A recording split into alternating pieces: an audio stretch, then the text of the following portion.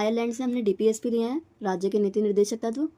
दूसरा हमने लिया राष्ट्रपति के निर्वाचन की प्रणाली कि किस प्रकार से राष्ट्रपति को चुना जाता है, ये हमने आयरलैंड से लिया है। लास्ट आता है राज्यसभा में सदस्यों का मनोनयन। नेक्स्ट आता है कनाडा। कनाडा से हमने जो लिया है मजबूत केंद्र सरकार वाली संघीय व्यवस्था। संघीय व्यवस्था हमारे देश में है जिसमें केंद्र सरकार जो होती है वो सबसे मजबूत होती है। केंद्र सरकार के पास ज़्यादातर पावर्स होती हैं, इसीलिए जो केंद्र सरकार वाली संघीय व्यवस्था हमने ली है वो कनाडा से ली है।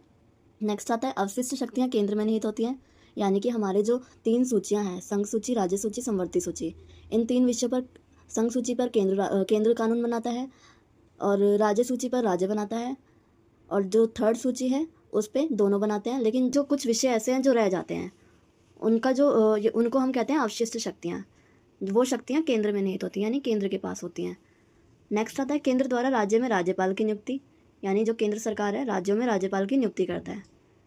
अगला है ऑस्ट्रेलिया। ऑस्ट्रेलिया से हमने प्रस्तावना की भाषा ली है, यानी कि हमारी जो उद्देशिका है उसकी भाषा हमने ऑस्ट्रेलिया से लिया है। समवर्ती सूची जो है, यानी कि थर्ड सूची जो है हमारी, वो ऑस्ट्रेलिया से ली है। संयुक्त बैठक जो संसद में बुलाई जाती है लोकसभा और राज्यसभा की, वो हमने ऑस्ट्रेलिया से लिया है।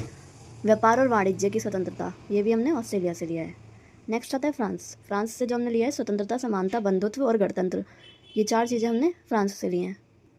अगला है हमारा दक्षिण अफ्रीका। दक्षिण अफ्रीका से हमने संविधान में संशोधन की प्रक्रिया ली है, किस प्रकार संविधान में संशोधन किया जा सकता है।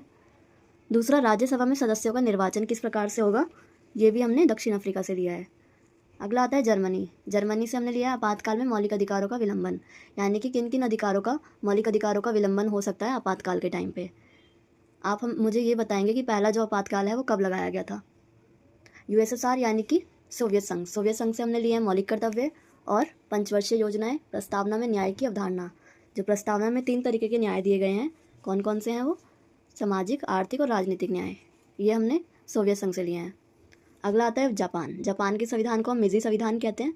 तो जापान से जो हमने लिया है विधि द्वारा स्थापित प्रक्रिया ली है और अनुच्छेद व्यवस्था ली है। जो हमारे 395 मूल जो संविधान था हमारा, उसमें 395 आर्टिकल्स थे, अनुच्छेद थे, जो कि आज के टाइम पर बढ़ के 448 हो चुके हैं। अगला आता है स्वीडन। स्वीडन से हमने लोकपाल और लोकायुक्त का पद, ये हमने स्वीडन से लिया है।